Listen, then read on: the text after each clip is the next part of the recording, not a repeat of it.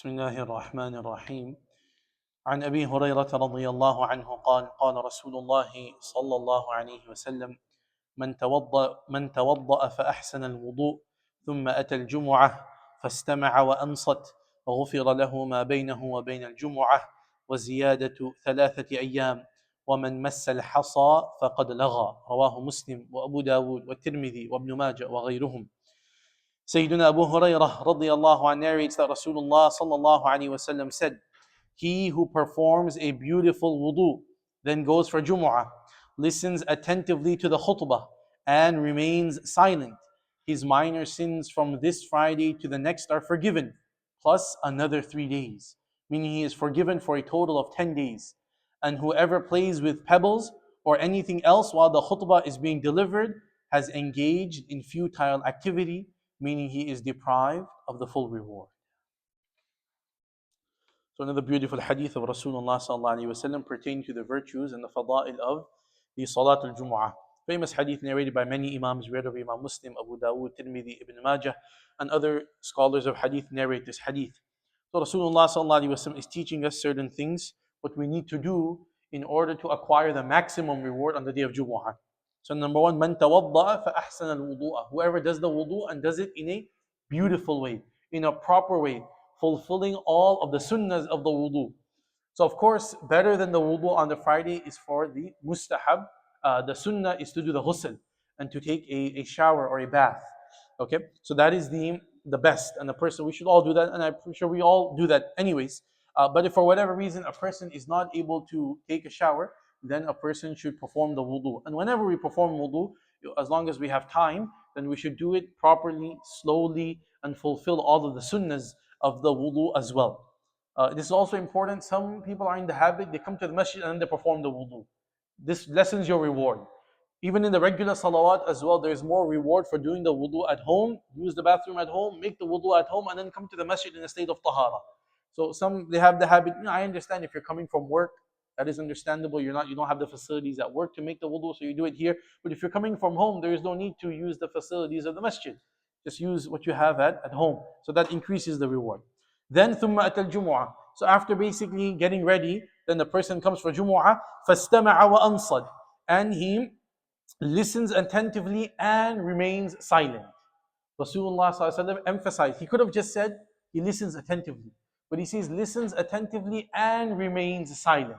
I mean, this is how crucial it is to attentively listen to the Jumu'ah khutbah. Right? The absolute silence. No speaking, no talking, no assalamu alaikum, no how are you brother, nothing. Absolute quiet. Nothing whatsoever. You zip and you listen attentively to what the Imam is saying in the khutbah. Now, the khutbah is when the Imam gets onto the minbar. Okay? So in our masjid, we do it in the Arabic language for a few minutes right at the end before the salah.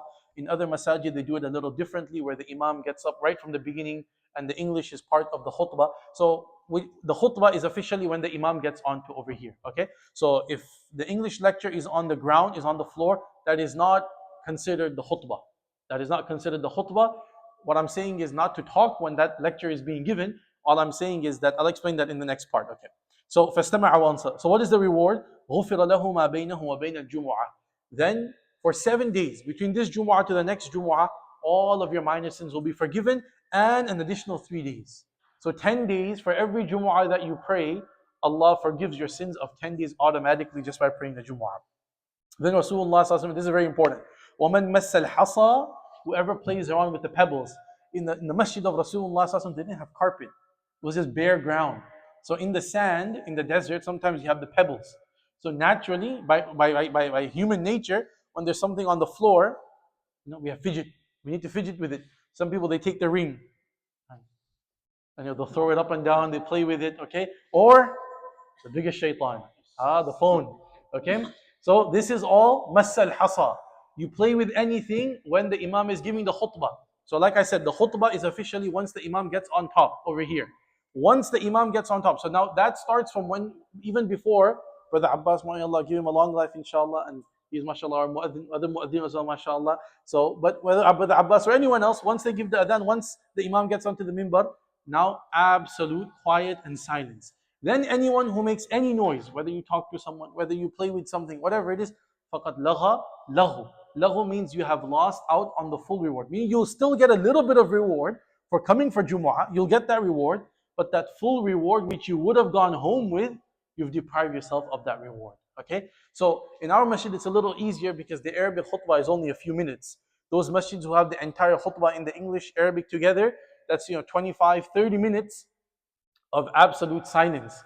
I have observed in those masajid, there's almost 95% of the people, they fail. Because I remember I was explaining a few weeks ago, our attention span, because of the social media and the phones, has become so less that very few people can actually pay attention for the full 25 minutes. I stand every week, so I know exactly which uncles are sleeping. Okay, so I already know that this brother is coming in the masjid and gonna go to sleep. Okay, this is how in our attention span has decreased, that we can't even pay attention for a few minutes. Subhanallah. May Allah have rahmah and mercy on us. So, but anyways, in those few minutes of the khutbah, you should remain quiet at all times in the masjid. The masjid is the house of Allah. It's not a fish market, right? We don't make noise here in general, but especially when the khutbah is going on, there should be no twitching, no moving, nothing whatsoever. Absolute respect and silence. And the best way to sit during the khutbah, especially the once the imam gets onto the minbar, is the way we sit in the tashahhud, in the salah, with our hands over here.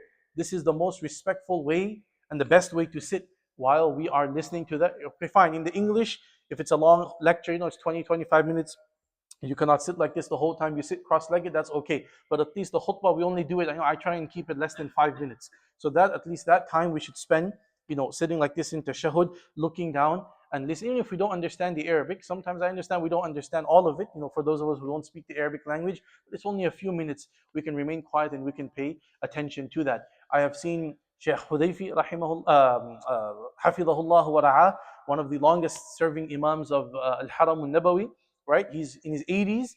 And if you see sometimes the Jumu'ah recordings, when he's not giving the khutbah, but he's there in attendance, the entire khutbah, he sits like this. He's 80 plus years old. And he sits on the ground and he sits like this with absolute respect. And sometimes the khutbah goes on 15, 20, sometimes 25 minutes, depending on the khatib. They decide how long they want to speak for, the imam of that day. And like this, he sits like that. And many of our mashayikh and elders and senior scholars, we have seen them doing this. So this is the best way for the khutbah, inshallah. So may Allah Azza wa Jal, we ask Allah Azza wa Jal to grant us all the adab and the etiquettes of Jumu'ah and of the house of Allah in general. May Allah bless us with the barakat and the blessings of Jumu'ah. May Allah forgive us. May Allah please with us. Ameen ya Rabbil Alameen.